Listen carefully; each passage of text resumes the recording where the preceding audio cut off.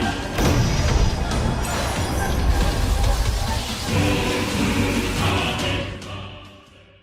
Dragon Ball Hakai Chapter 7 Declaration of War. Frieza's spaceship travels through space. Inside it, more specifically, inside the training room, as Cooler and Frieza, who are apparently in yet another one of several intense training sessions. Cooler taunts his brother, saying that Frieza is starting to put more effort into their trainings. Doesn't that worry him? But Frieza, with a fake smile on his face, says no. To the contrary, intense training will make him much more stronger. But their conversation is interrupted by Berry Blue, who warns them that their destination is close. Cooler asks Frieza if he should call his soldiers, but Frieza says it's not necessary. On the Zuno's planet, there is nothing threatening for them. The ship finally lands on the planet. Frieza and Cooler leave surrounded by many soldiers, but something is wrong. They feel a very powerful energy in that place. Cooler asks his brother if he can feel it too. Frieza says yes, and they should be careful. They fly across the planet and Frieza sees something. They were brutally murdered, and when the two land, they see that those people who have served Zuno are dead. As they advance, they see a monster similar to a chimera, and that monster is holding Zuno in its mouth. On top of this monster is a strange creature, and when the creature looks to the brothers, they get very tense. Frieza says that just the presence of that person makes his body feel heavy, and Cooler asks his younger brother if he thinks they can beat this thing. Frieza says he doesn't know. He never felt such a presence of pressure before. But the creature begins to show an weird personality. The monster with a personality a little cheesy tells them not to worry. He just wants the chubby little guy there. This behavior leaves Frieza and Cooler a little shocked, and Frieza comments that guy had a bit of eccentric behavior. That strange person says goodbye, takes a card that has some strange design on it. He throws that card on the floor and a magic rune appears, and then he enters together with the monster and Zuno in that magic rune. After that, they disappear. Apparently, it was like a magical dimensional portal. Frieza scolds Cooler, why didn't he do anything? But Cooler says he still hasn't processed that situation very well. But they weren't the only ones there. On an asteroid close to the planet, someone was watching. This person in thought says that if Zuno is being targeted, that means the next target will be Super Dragon Balls. Suddenly, the Super Dragon Balls are completely destroyed. The person responsible for this was a woman who says it's good to be able to blow things up again, especially these damn relics. She is accompanied by 3 other mysterious people. One of them calls her Tyra, saying she did a good job. Now, Zarama's magic cannot be used in this realm. And that's how the Super Dragon Balls were destroyed by 4 mysterious enemies. And what did they mean about Zarama's magic not being usable? Now on the planet Shiriaru, Granola is arriving at Monaito's house. He enters very angry, which causes curiosity in the old Namekian. Granola explains that on his last mission, he discovered that Frieza is still alive. This is clearly a reference to the Dragon Ball Super manga, when in chapter 68, Granola found from Eric that Frieza was alive. And this conversation is a reworked version of the scene where Granola talks to Monaito about Frieza's rebirth in chapter 69. Well, when Granola tells Monaito that Frieza is alive, the Namekian tells him not to do something stupid. If he tries to fight Frieza, he will be killed. But Granola says he can't let Frieza go unpunished. He needs to pay for what he did, just like the Saiyans. But suddenly the Dragon Ball in Monaito's house suffers a strange incident. Granola asks what's going on, and before long the orb turns to stone. Granola walks to the orb and takes it in hand. Apparently in this Dragon Ball Hakai reality, he won't be able to ask to be the strongest in the universe, which means the Granola arc won't happen. Monaito is feeling strange for some reason. He feels something really bad. Now on planet Namek, the Grand Elder is sitting on his throne, if we can call it that. He is very reflective when a Namekian comes to his house and says that for some reason, the Dragon Balls have suddenly stopped working. The Elder, like Monaito, feels something strange, something very bad. Now on planet Earth. On the celestial platform, Dende is reflective, apparently very worried about something. Popo approaches Kami-sama and asks what's going on. The Earth God doesn't answer to his assistant. He just thinks that he feels the Dragon Balls have stopped working and that he has a sense of loss he can't explain. And by telepathy, he asks someone if he felt it too. The person Dende asked this was Piccolo, who was reflecting on a rock next to his house. This scene is very similar to what we saw in the trailer of the next movie, and it's a clear reference from Dragon Ball Hakai to the movie Dragon Ball Superhero. Piccolo, receiving Dende's telepathic question, says yes. For some reason he can't explain. He also senses that something very bad is about to happen.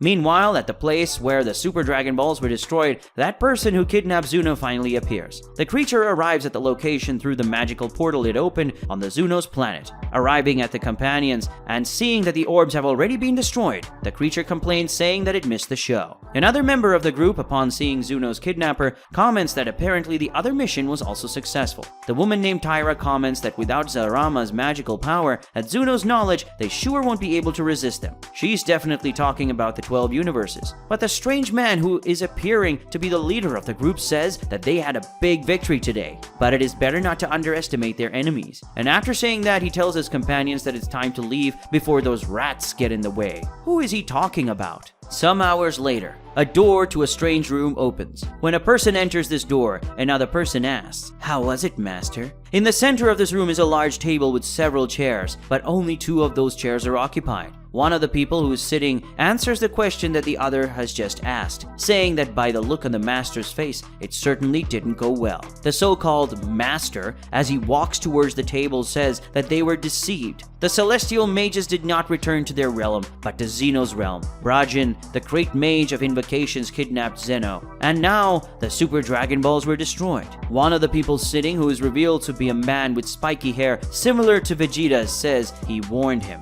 The Master says he did his best for them to be cautious, keeping the apprentices on alert, but without confirmation that the enemies were indeed in Zeno's realm. He couldn't take any more serious action. Furthermore, this was no time for accusations. Zuno was kidnapped, and the Super Dragon Balls were destroyed. Zuno's realm was without a doubt the greatest source of information and the greatest source of magic power. The spiky-haired man says that if the Master knows who kidnapped Zuno, it's because he saw it happen. Why didn't he stop Brajin? The Master, apparently bothered by all the questioning, replies that apparently his Saiyan blood will still speak louder than his wisdom by the looks of it. He knows very well that a fight between himself and a celestial mage could cause the destruction of the entire Universe 7. He could never start a battle of such a level without the permission of the gods of the universe. The spiky-haired man argues against the Master, saying that he would rather lose Zuno than break a simple rule. He liked his primal blood better. The third person at the table finally decides to say something. He intervenes in the discussion to side with the Master, saying that the Master of the Celestial Guardians cannot afford to break rules. He did very well. That's what Master Anzen would do. And just to remind you, this group called Celestial Guardians was the same one that appeared in chapter 1 of the manga, and Anzen was the man who was trying to link 2 strange boxes and was stopped by a mysterious enemy. Continuing with the scene, this man who spoke in defense of the Master asked if he has discovered anything about Janemba. The Master, finally searching the main chair at the table, pulls the chair to sit down while reporting yes. He found the silence of the Guardians in Universe 7's Hakai world strange. He went there and found them dead. And here the Master refers to the events that happened in chapter 4 and 5 of the manga, when Frieza and his subordinates went to the demon realm and stole Janemba's cocoon. The Master continues telling the story, saying that after finding the 3 Guardians dead, he went to Zuno to find out if whoever had done that was the Celestial Mages or not. But irony of fate, the thieves of Janemba cocoon were there. It was the mortal Frieza and another mortal who, from what he heard, was called Cooler. From what he understood, they also went after Zuno's wisdom. Hearing this report, the spiky-haired man is again angry. Why didn't the Master take Janemba? That would be an easy one for him, as stealing candy for a baby. But the Master again justifies himself by the rules, saying that his companion knows very well that mortals, whether good or bad, are citizens of a universe, and they, Celestial Guardians, are mediators of the realms. They cannot harass them without the permission of their respective gods. To do so would be a diplomatic offense. But the questioner says these rules are ridiculous. He doesn't think they should follow them so rigidly. But the Master replies that is why he is the Master and not him. The other with irony says that he is a great master. After all, he's only seen defeat since he took over. The Master does not accept this offense silently,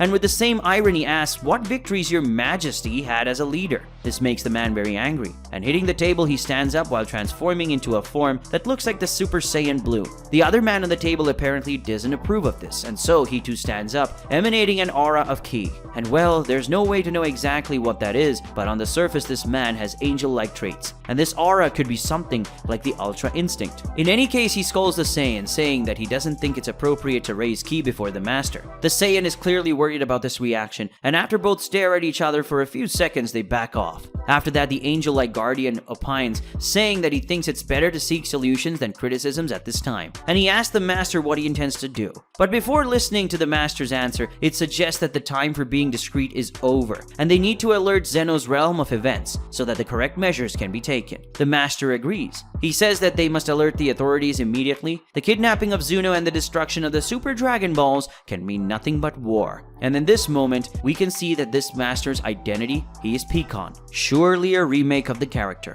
Meanwhile, in Universe 7, Beerus is fishing in the planet's lake while Whis watches him, and the Oracle Fish sleeps in the aquarium. Whis, bothered by something, says that Vegeta has been in that place for 2 weeks. 2 weeks, Beerus says. He didn't even notice. Whis continues saying that at this point, the oxygen aura he put around Vegeta must be running out. And if he still hasn't come back, it's because he's either dead or he's having a hard time. But so what? Nobody told him to be an idiot. He was so jealous by Goku becoming a god and gaining new powers that he wanted to resort to such dangerous methods to evolve faster. Anything bad that happens is his fault. In his thoughts, Whis reflects on where Vegeta is, the anti-life dimension, the most harmful place that can exist in the universe, a dimension where the universe sends everything it discards to avoid its own destruction. It is such a bad place that even the gods of destruction avoid going there, because even these deities feel uncontrollable with the adversities of that place. That's where Vegeta went 2 weeks ago. But Whis decides to speak again, and this time to provoke Beerus, saying that he's nervous because Vegeta has been in that dimension for much longer than he managed to stay the first time he entered. Beerus tells the angel not to talk nonsense. He was there for the first time millions of years ago. Vegeta is still light years away from him. Suddenly, this conversation is interrupted by the Oracle Fish, who shouts, "Death! Lots of death!" Beerus asks what he's talking about. The fish continues, "Very powerful enemies. Death! A lot of death! The universes are in danger!" Beerus approaches the fish, but he sleeps again. But suddenly, the sound of thunder can be heard. Many lightning strikes from the sky, and then a big tornado.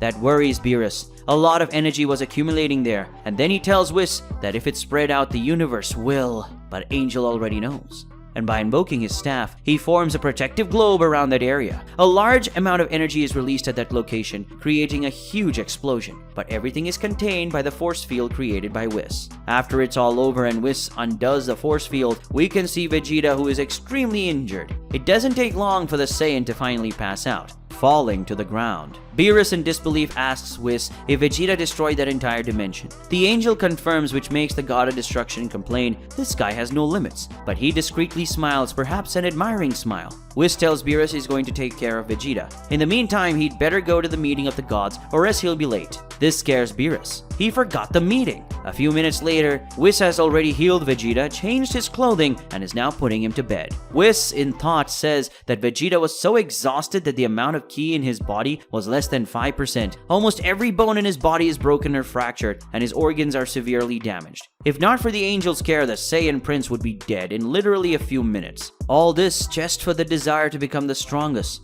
Mortals are really fascinating, but Whis' musings are interrupted when he receives a call from his staff. He realizes that there's definitely something serious going on. Why is Whis being called away so suddenly? What does the Oracle Fish prophecy mean? Who are these mysterious enemies? Soon, we will bring you the second part of the analysis of Chapter 7.